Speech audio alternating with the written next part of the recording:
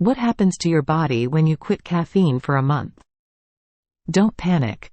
We're not going to tell you to give up caffeine. You're not alone if you don't dare to say the word decaf. Coffee consumption in the United States is at an all-time high. That doesn't even take into account all of the other ways to get your caffeine fix, which range from matcha lattes to the $25 billion plus energy drink industry. The good news is that drinking coffee has numerous proven health benefits, ranging from a faster metabolism to a significantly lower risk of Alzheimer's disease. But what are the advantages of going caffeine-free, and who should avoid caffeine entirely? Here are the top 10 benefits of cutting down on your fancy espresso drink habit, besides, of course, saving a ton of money. 1. Less anxiety. Feeling increasingly anxious lately? Too much caffeine may be to blame. Caffeine comes with a burst of energy, which is what most of us use it for. However, that energy also stimulates our fight-or-flight hormones. This may cause an increase in anxiety, nervousness, heart palpitations, and even panic attacks. Those who are already prone to stress and anxiety may find that caffeine makes their symptoms a whole lot worse. Additionally, higher caffeine intake has been linked to increased chances of depression in adolescents. 2. Better sleep. Your caffeine habit could be affecting your sleep. Studies show that daily coffee intake can alter your sleep cycle, causing restless sleep and daytime drowsiness. This can be especially true if you consume caffeine less than 6 hours before heading to bed. Besides a more blissful and undisturbed night's rest, those who are caffeine-free may find it takes them much less time to fall asleep in the first place. 3. More efficient absorption of nutrients. If you're not a caffeine drinker, your body may absorb some nutrients better than those who do partake. The tannins in caffeine can possibly inhibit some of the absorption of calcium, iron, and B vitamins. This can be especially true for those who have a very high caffeine intake, imbalanced diet, or older age. Consuming no caffeine at all can help ensure you're getting all of the nutrients possible from your diet. 4. Healthier and whiter teeth. There's no fighting it, coffee and tea can stain teeth. This is due to the high level of tannins found in these drinks, which cause buildup and discolored tooth enamel. The acidity in caffeinated drinks like coffee and soda can also lead to enamel wear and decay.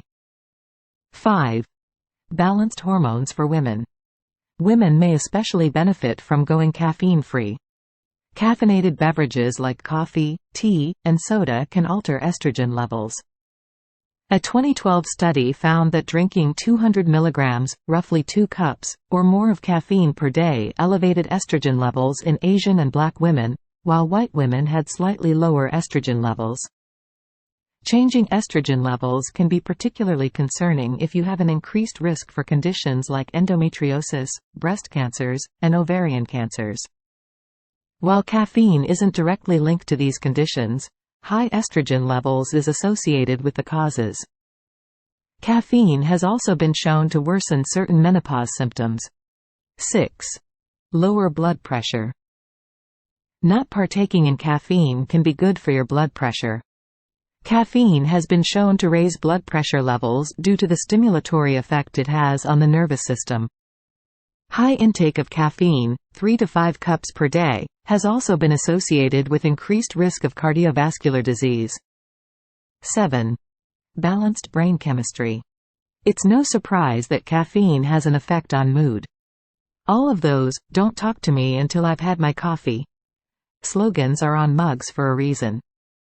Caffeine can alter brain chemistry in a similar way that drugs like cocaine do, and researchers agree that caffeine does fulfill some of the criteria used to measure drug dependence. People who don't consume caffeine don't have to worry about the addictive qualities of it.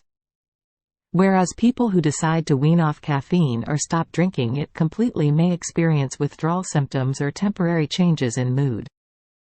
8. Fewer headaches. Caffeine withdrawal is a real thing. One of the most common and unpleasant side effects of caffeine withdrawal is headaches. and it may not take a few days for one to show up. Ever notice how you get a headache if you're too busy for your morning cup of coffee? This is only one symptom of caffeine withdrawal. Others include brain fog, fatigue, difficulty concentrating, and irritability.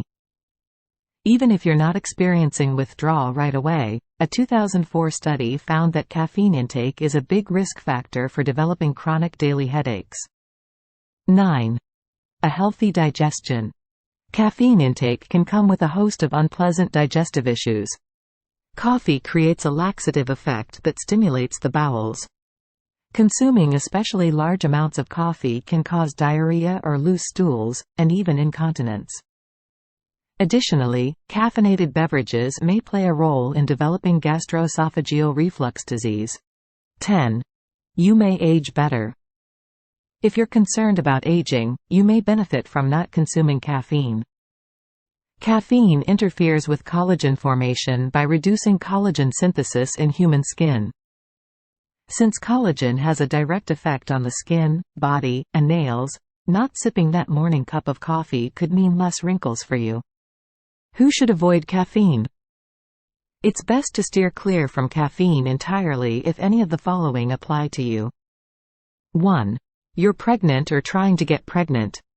We know that those who are pregnant and breastfeeding should avoid caffeine, but it's important if you're trying to conceive, too. Caffeine has been linked to an increase in miscarriage and decrease in fertility. 2. You're prone to anxiety. Those who are prone to anxiety or depression may find that caffeine makes their condition worse. Caffeine has been shown to exacerbate certain psychiatric conditions. It can cause increased irritability, hostility, and anxious behavior. 3. You have a gut or digestive condition such as acid reflux, gout, or diabetes. If you have a pre-existing digestive condition, caffeine may make your symptoms worse. This is especially true for those with acid reflux, gout, diabetes, and IBS. 4. You take certain medications. Always check if caffeine interacts with your prescription medication. Some of these drugs include antibacterial drugs, antidepressants, and asthma drugs. While the process of going off caffeine, especially coffee, doesn't sound the greatest, there are alternatives you can try to make this undertaking go more smoothly. That being said, coffee does have its benefits. If your life doesn't get better after you ditch your morning cup, there's no reason to completely go off the brew. Like all foods and good things in life, it's about moderation. I hope you enjoyed this video and learned something new. If you have any questions or feedback, please let us know in the comment section below. Thanks for watching. Don't forget to like this video, share with your friends and subscribe to get updates on new videos.